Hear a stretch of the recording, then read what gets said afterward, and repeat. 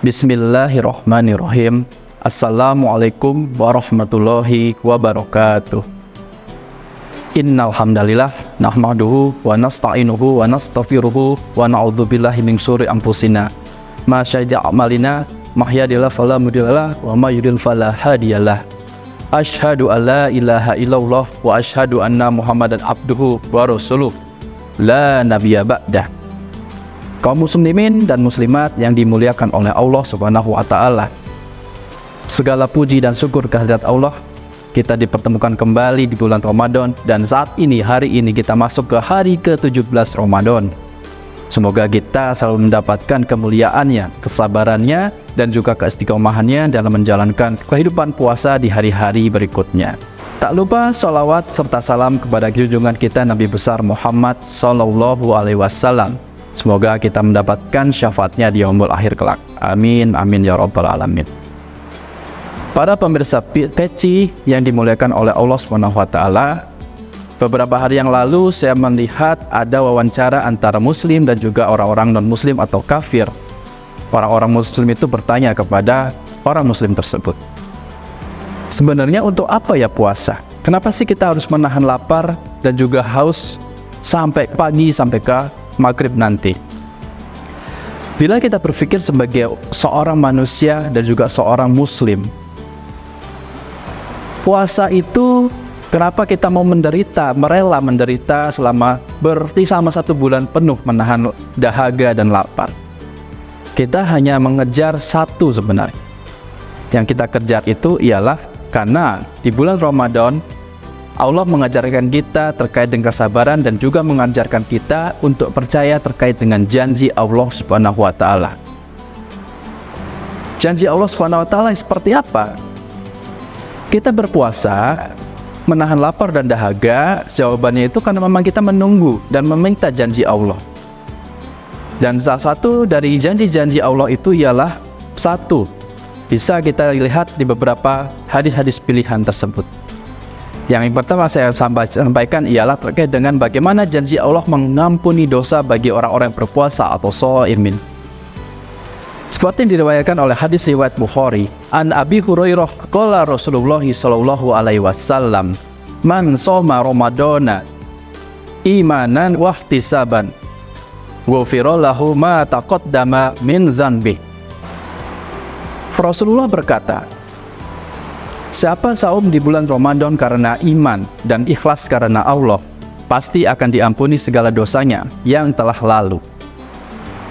Di hadis yang lain, Allah juga menjanjikan untuk orang-orang shaimin, orang-orang yang berpuasa, bahwa orang-orang berpuasa ialah telah dijanjikan pintu khusus yang bernama Ar-Royan, yang seperti disampaikan dalam hadis riwayat Ahmad, an Sahlin radhiyallahu anhu, an Nabi sallallahu alaihi wasallam qala inna fil jannati baban yuqalu lahu Royan yadkhulu minhu shaimun yaumal qiyamati la yadkhulu minhu ahadun ghairuhum. Sungguh di surga itu ada satu baban atau satu pintu yang bernama Ar-Royan. Dari pintu itu akan masuk orang-orang yang shaum atau puasa di hari Ramadan. Di hari kiamat itu tidak akan ada yang masuk selain mereka. Jadi pintu ini pintu khusus. Allah memberikan sebuah pintu khusus bernama Ar-Royan untuk dimasuki oleh orang-orang yang berpuasa di bulan Ramadan. Sangat privilege, sangat luar biasa privilege, keuntungan yang diberikan oleh Allah pada orang-orang yang berpuasa. Setelah perjanji-janji tersebut, dan kita harus memahami bahwa janji-janji yang diberikan oleh Allah SWT itu ialah kita mengimani dan juga menunggu janji tersebut. Siapa yang tidak ingin kita mendapatkan kedudukan yang tinggi? Siapa yang tidak ingin mendapatkan privilege atau keistimewaan atau peluang mendapatkan pintu yang bernama Ar-Royan hanya dengan berpuasa?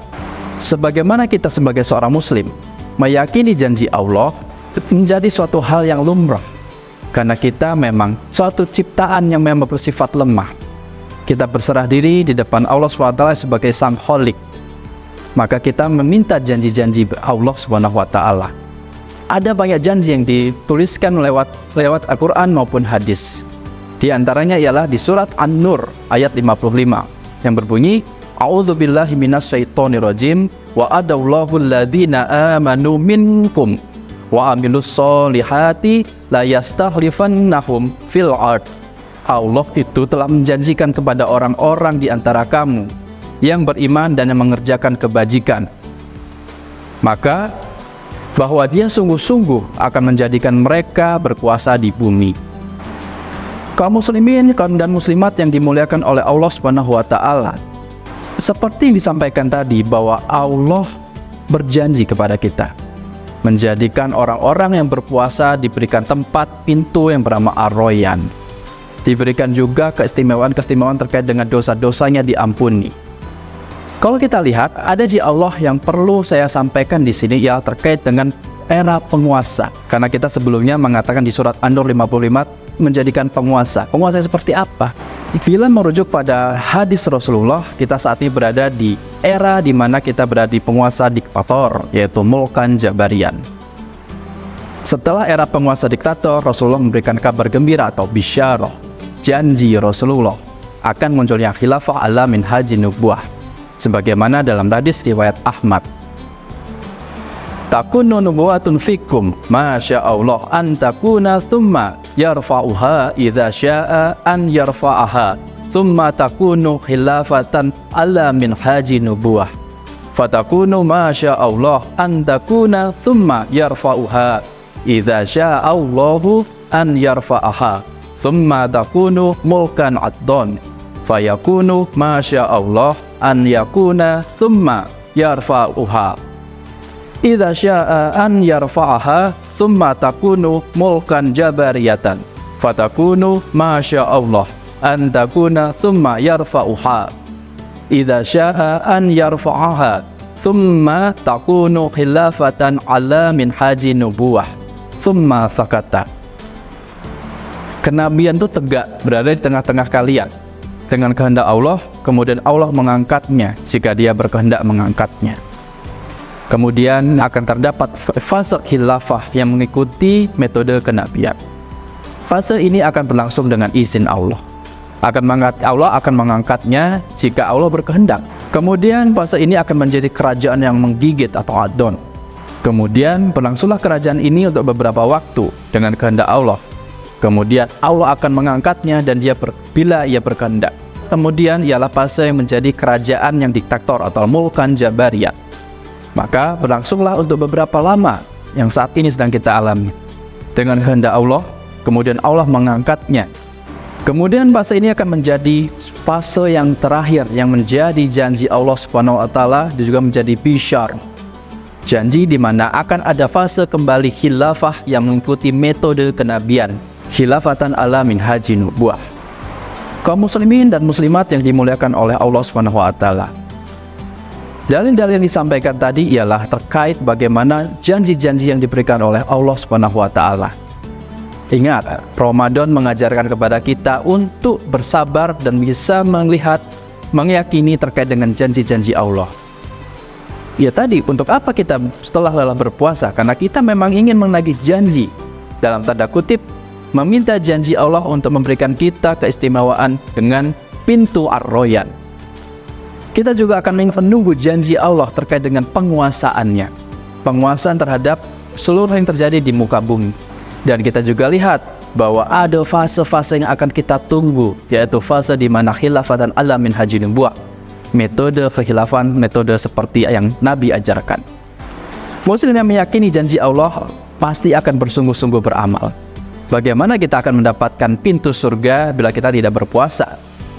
Maka bagaimana kita bisa menjadi penguasa di muka bumi ini bila kita tidak berusaha beramal untuk melakukan aktivitas dakwah mengembalikan kehidupan Islam? Karena janji Allah itu tidak akan diberikan kepada orang-orang pasif, melainkan diberikan kepada orang-orang yang aktif. Sirah Rasulullah menjadi sebuah bukti nyata. Meski telah dijanjikan kemenangan dan pertolongan Allah, Rasulullah tetap bersungguh-sungguh menyambut datangnya pertolongan Allah. Bila kita lihat, bila saja kita meyakini bahwa Rasulullah bila berdoa pasti akan dikabulkan.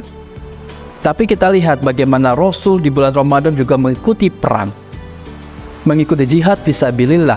Bagaimana dia berupaya membuat sebuah parit Kalau kita ceritakan dalam perang Ahzab, Rasulullah membuat parit yang sangat luas di bulan Ramadan dalam kondisi yang sangat payah, sangat susah.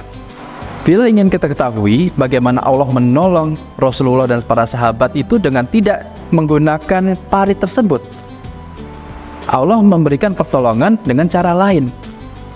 Maka dari itu, Allah tidak melihat bagaimana hasil kita, tapi melihat bagaimana proses kita untuk mengembalikan penguasaan kita terhadap umat Islam. Bagaimana kita bisa mengembalikan kehidupan ala khilafatan min haji nubuwah. Bagaimana kita bisa masuk ke proses berikutnya, ke fase berikutnya, ke khilafah metode ke ala Nabi, bila kita tidak berusaha untuk mewujudkannya. Maka dengan ini kita harus bersungguh-sungguh untuk berada di dalam jalan dakwah, untuk menghidupkan kembali syariat Islam dan mengembalikan lagi janji Allah terkait dengan fase-fase yang ditunggu dan dinanti oleh umat muslim dan umat manusia di seluruh dunia. Marilah kita berdoa supaya kita selalu berada dalam jalan dakwah, jalan kebenaran, dan memperjuangkan demi tegaknya janji Allah terkait dengan fatan alamin haji nubuwah. Semoga Allah meridhoi kita untuk bertemu di jannahnya. Semoga Allah meridhoi kita untuk bertemu dengan kehidupan dan fase berikutnya, yaitu di metode ala kenabian. Mohon maaf bila terdapat kesalahan. Wabillahi taufiq wal hidayah. Wassalamualaikum warahmatullahi wabarakatuh.